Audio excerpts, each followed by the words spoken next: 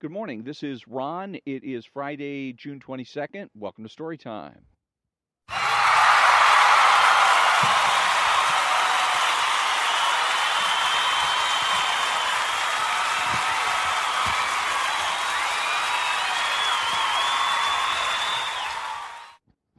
And good morning. Thank you very much. This is Ron, your host, the only true conservative in the United States of America, because I'm the only one that makes the presumption for the status quo, speaking to all the butchers, the bakers, and the candlestick makers.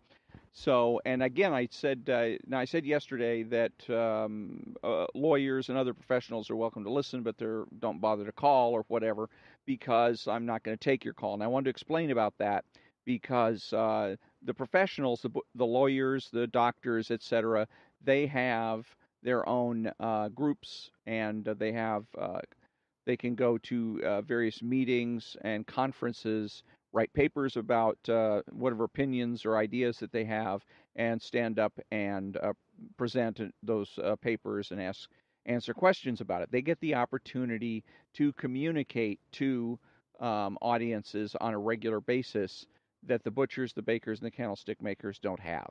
That's why I want this show to be directed to the butchers, the bakers, and the candlestick makers. Also, the professionals have a tendency to suck all the oxygen out of the room. Whenever you get somebody that has a PhD or a master's degree, they get on the radio with a talk show host, they end up dominating the program.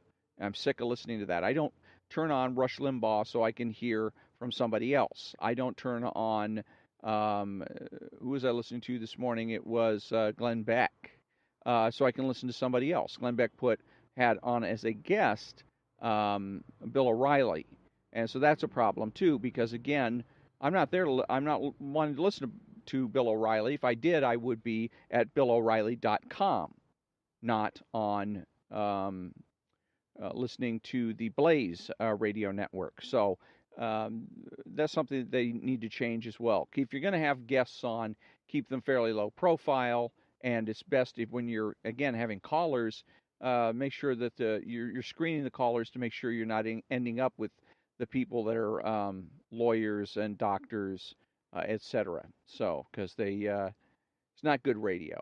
Now, today, one of the things that I'm going to be covering, I'm going to be reading here coming up an article, another Playboy interview, this time with Bill O'Reilly.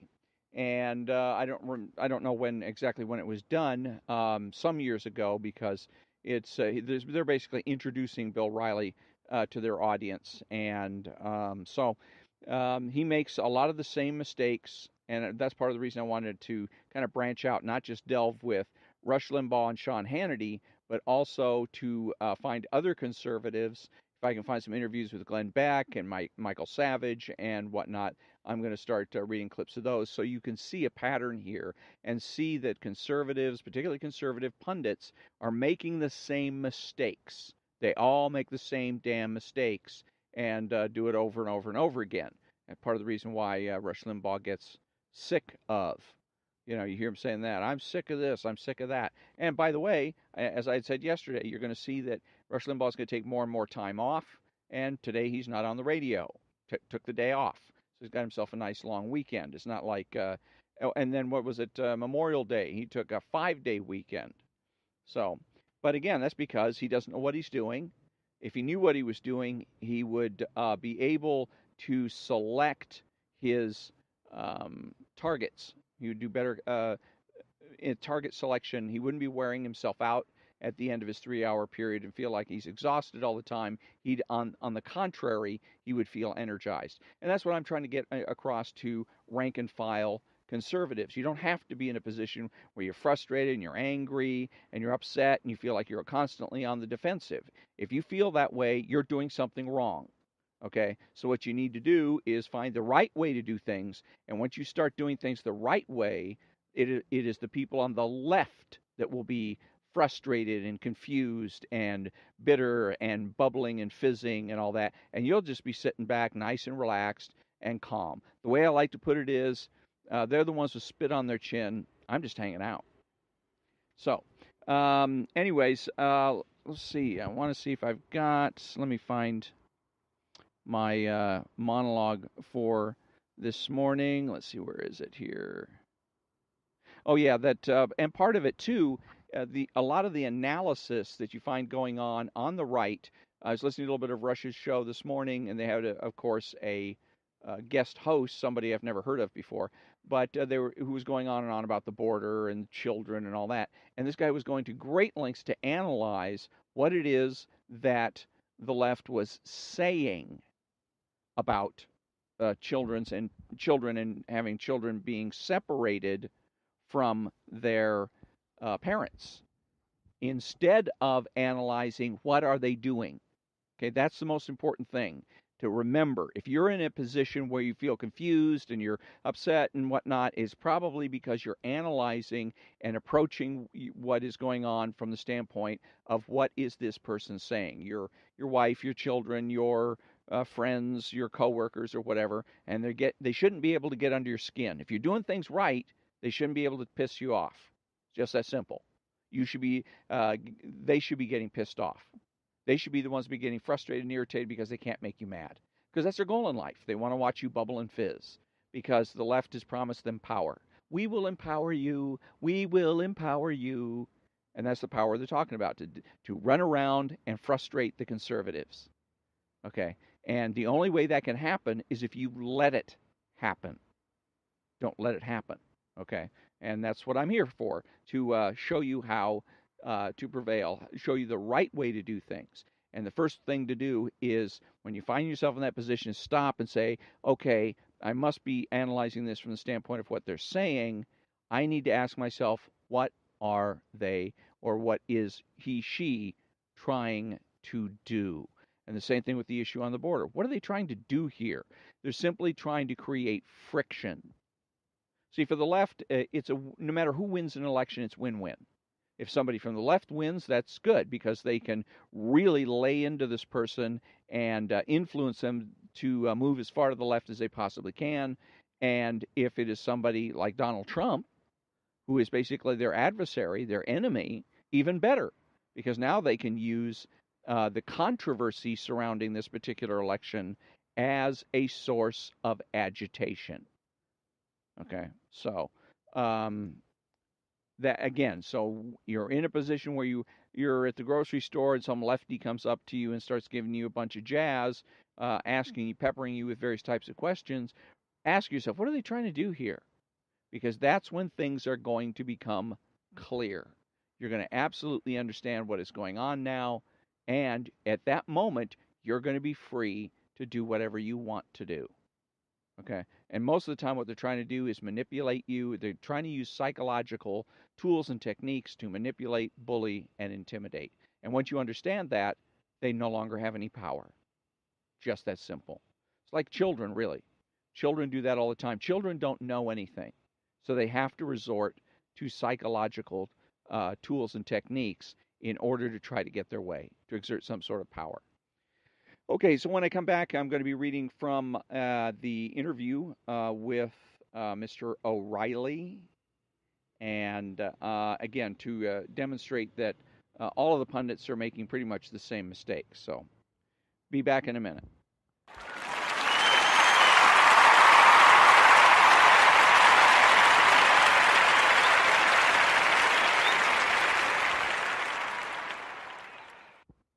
Okay, thank you very much. And so this is it's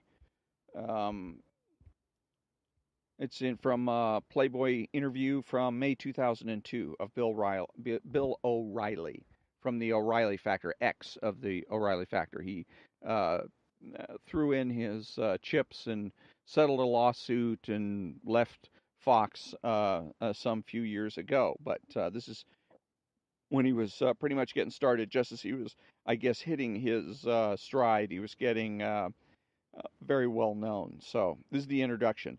Bill O'Reilly, lanky in a dark suit, his face covered with makeup, is elated, and not merely because the most recent television ratings. Yes, they indicate that his show, The O'Reilly Factor, is rated #1 among news programs on cable television. That means that he has successfully dethroned the King, as in Larry King, who has held the top spot for more than a decade.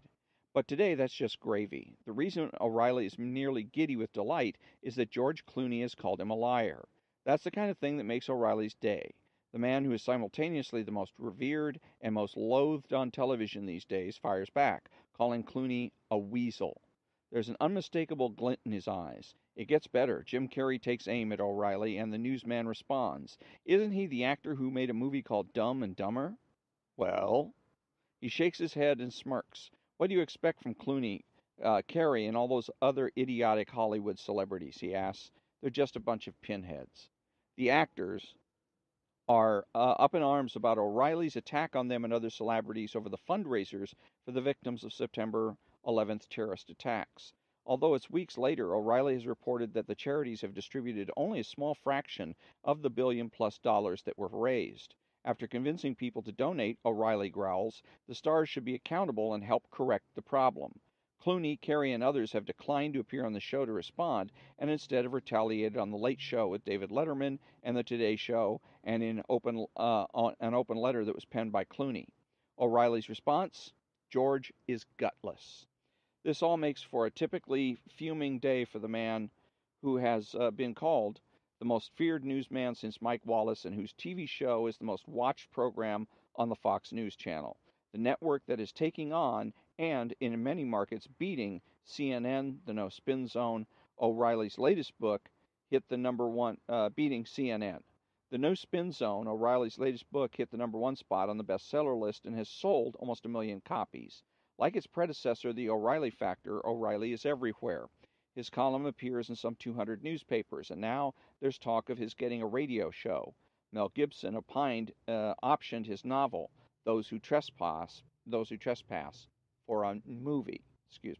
O'Reilly's success is coming in spite of, or perhaps because of, the fact that he irks so many people, and not merely Hollywood celebrities. Jim Wooten of the Atlanta Journal-Constitution wrote, he's a made-for-television caricature who blows out bumper stickers. He's been called a prick, blowhard, gasbag, and media furor in GQ magazine. The Washington Post has said that he's worthless. O'Reilly has even described himself as a pain in the rear and a cocky bastard. O'Reilly has become a force to be reckoned with. After he railed against the charities, articles followed in the New York Times and the Wall Street Journal. The American Red Cross and United Way responded by releasing hundreds of millions of dollars to September 11 victims.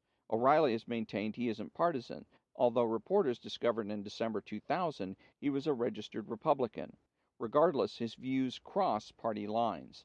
Unlike many Republicans, for example, he's against capital punishment, though not for the usual liberal reasons. His boss at Fox News, Roger Ailes, has said that for O'Reilly, capital punishment isn't cruel and unusual enough.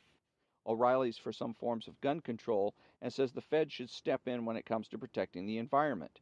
He also believes that homosexuality is fine as long as gays and lesbians shut up about it. He hates welfare and says marijuana should be decriminalized. Born in 1949, O'Reilly grew up on Long Island in Westbury, New York. Let me make a quick comment here, too, and then when they're talking about him and his political beliefs. And so you might think that he's a bit of an independent, but again, it goes right back to the whole canard that where you stand politically is where you stand on the issues. Let's take a look at this again. So, death penalty. So that's always that's one of the left wing's issues, is the death penalty, not justice, but the death penalty. So where does he stand on that? Let me see what else. Gun control. Where do you stand on gun control? Not where do you stand on the Second Amendment, but where do you stand on gun control? And let's see, the environment. Even though there is no such thing as the environment, there's only property. Public property, private property, but there's only property. Okay, so he has positions on all of those areas. And then on homosexuality. What is your position on homosexuality? Not promiscuity, but homosexuality. And welfare, what's your stance on welfare? Not what is your stance on work? Do you feel that work is a ennobling, that it is something that you do for its own sake? Also, what is your position on taking things for free, getting free stuff? What is your position on that? No. And marijuana, of course, being decriminalized. There you go, another one. What is your stance on drugs or the drug war, rather than what is your stance on, say, self-destruction, or in this particular case, just simply what is your stand on the status quo? Marijuana was illegal in the state of California, should have remained so because nobody made a good case, a prima facie case, for the legalization of marijuana. Nobody did. They just ended up creating a psychologistic movement that bullied and intimidated enough people so that they could go ahead and get it not only decriminalized, but go ahead and get it legalized as a recreational, as something to do, in your off hours, or be recreational use. There we go. Okay, now back to the interview. Born in 1949, O'Reilly grew up on Long Island in Westbury. Even this detail has become controversial. In his first book, O'Reilly said he's from Levittown, which is a lower middle class neighborhood. Writing in the Washington Post, Paul Farhi really revealed that O'Reilly practically fetishizes his working class background, but actually grew up in Westbury, a middle class suburb a few miles from Levittown. Former Slate editor Michael Kinsley accused O'Reilly of reverse snobism. O'Reilly fiercely defends himself, saying he lived in a house built by Levitt and his family bought only used cars and took buses for family vacations. O'Reilly was obsessed with sports, not politics, and quarterbacked his high school team. He attended Marist College and spent his junior year abroad in London. He worked as a high school teacher and then enrolled in Boston University, where he got a master's in broadcast journalism. That led to jobs as a reporter in Scranton, Dallas, and other cities before he joined the New York CBS affiliate. He worked next at ABC before joining Inside Edition, which he wound up anchoring throughout the early 90s, as well as reporting stories that ranged from profiles of Madonna and Michael Jackson to serious investigations of the selling of children in Thailand and a series on the Los Angeles riots. Next, he entered a one-year master's program at Harvard, where he got a degree in public policy. A year after O'Reilly married PR executive Maureen McPhilmy in 1995, they have a daughter who just turned 3, he accepted an offer to come to the Fox News channel. He launched the O'Reilly Factor, which grew slowly but found its viewership leaping with such stories as the Clinton-Lewinsky scandal and the 2000 presidential election. By the time of the September 11th terrorist attacks, O'Reilly was one of the most watched newsmen on the TV. We sent contributing editor David Sheff to the set of the O'Reilly Factor in New York City. Here's Sheff's report. On entering his office, which was piled high with mountains of junk, I scanned the floor for his infamous Hillary Clinton doormat that many journalists have commented on. It was gone, and when I asked him about it, O'Reilly said that he donated it to a celebrity auction. I hated to part with it, but it went for a small fortune, he said. O'Reilly writes his daily monologue and the show's teasers himself, and then heads down an elevator to attend the Daily Factor story meeting. A dozen staffers sit around and thrash over the stories they're working on. There's a warning sign as one enters the Factor sector of the room. Restricted area, explosive and or politically incorrect ideas and or opinions expressed beyond this point. It's an understatement. Some examples. One producer wonders if a guest is fitting for television because she's an ugly lesbian. O'Reilly winces at the idea of having the woman on the show, but not at the remark. He asks, do you want to force people to watch MSNBC? However, he's inconsistent. When he's told that another guest looks like a goat, O'Reilly responds, invite her on if she can speak in complete sentences. So I'm not sure what that's supposed to mean. But here's another one, little item where, again, the right concedes to the left. And, if you're going to just concede everything to the left, then why even bother? And that is the term politically incorrect. It's one of the things that just drives me crazy. If you believe in what you're talking about, you're not politically incorrect. You're politically correct. Period. So they need to get that right. Restricted. Yeah. So because I hear a lot of people on the right that sort of brag, use it as like a badge of honor, that I'm politically incorrect. No, if you believe in what you're talking about, if you know what you're talking about, you're politically correct. The left is politically incorrect. Get it right. Okay, Playboy, do you chuckle about your critics or do they anger you? O'Reilly, if they criticize me for what I say, it doesn't bother me. If they lie about who I am, it does. Playboy, CNN's Tucker Carlson has said only a masochist would go on your show or watch it. O'Reilly, that's just stupid.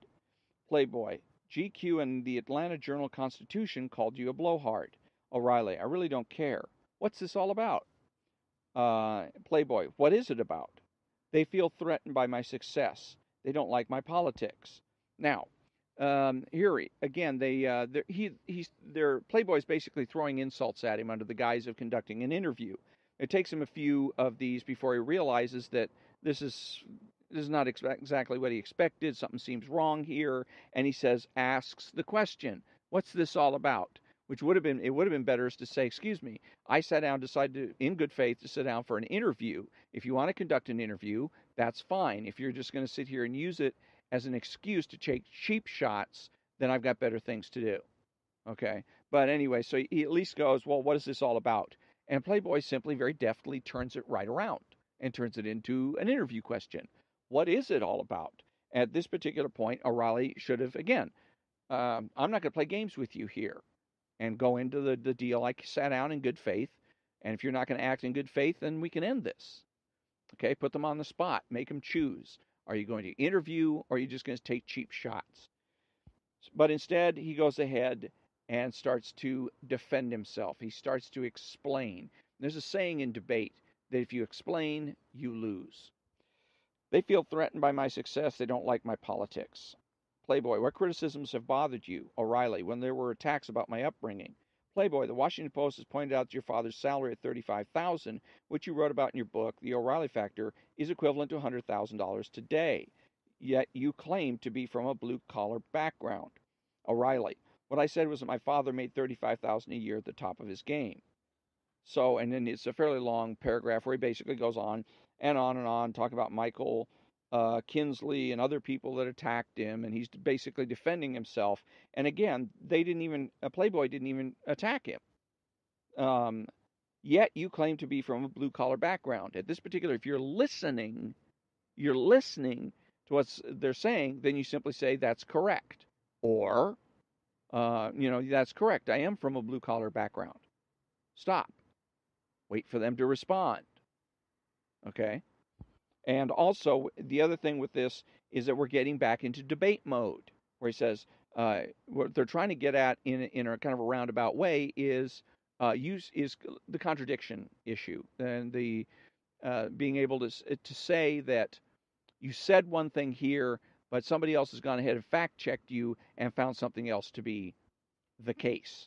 So aren't you a hypocrite, or aren't you contradicting yourself? But we're getting into debate mode, not an interview where you're basically introducing Bill O'Reilly to the audience. This is who Bill O'Reilly is. This is what he does. This is how he thinks. And then let the audience make up their mind for themselves. No, Playboy has already decided what the audience should think and slants the interview in that direction.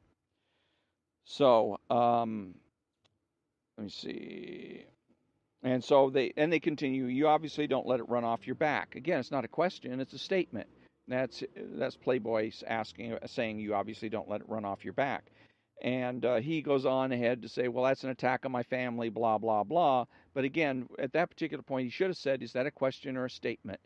Are they going to conduct an interview, or are they going to try and just cheap shot you, or try to engage you in a debate? Playboy, you also seem riled by Matt Drudge's report that you tried to go after Rush Limbaugh's show after he lost his hearing. And then O'Reilly does it again. He says that's pretty low, that I'm taking advantage of Rush Limbaugh's deafness. And so again, the Playboy is over and over and over again putting this guy on the defensive. They're making him look like an idiot. They're insulting him in all kinds of different ways under the guise of conducting an interview. This Playboy guy, interviewer, has already decided what Bill O'Reilly is all about. And again, even in the opening, where they say he's been referred to in this way, that way, the other way, and he even referred to himself as an arrogant bastard or whatever. And so it's just an insult. He's already decided Bill O'Reilly doesn't deserve really to be heard in terms of what his views are, but then he only deserves to be attacked, ridiculed, belittled, and just and made fun of. And so that's what this alleged interview, is. They again, it's under the guise of conducting an interview that they're going to go ahead and basically make this guy look like an idiot. Now, they can't do that alone. This goes right back to my theory again, that the only reason we have a left in this country is because of the right. That the conservatives in this country aid and abet the left each and every day, over and over and over and over again. And that's the whole reason that the left has any power. Okay, because without a complicit right wing, the left in this country wouldn't exist. It's just that simple, because the left has nothing to say. Okay, left is all about tools and techniques and trying to irritate and annoy people, and the only way they can succeed is with the help of the conservatives. And this is more of an example of it, where this should have been stopped, nipped in the bud right away. He got close. He said, "What's this all about?"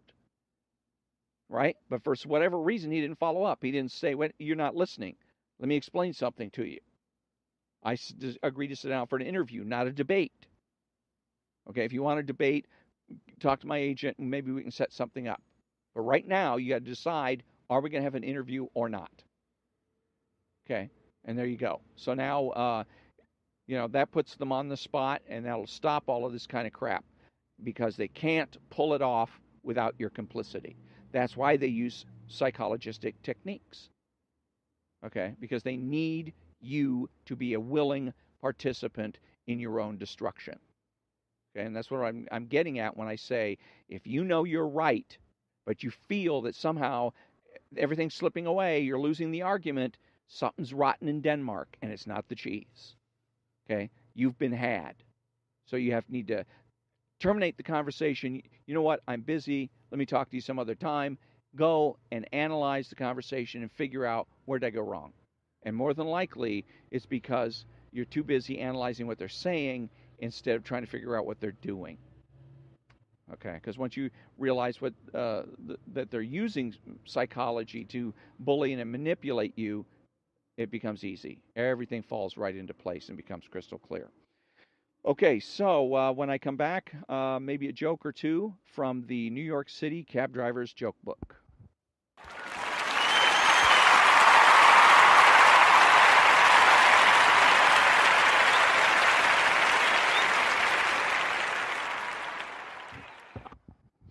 All right, thank you very much. And the New York City Cab Driver's Joke Book is written by Jim Peach, a real New York City cabbie.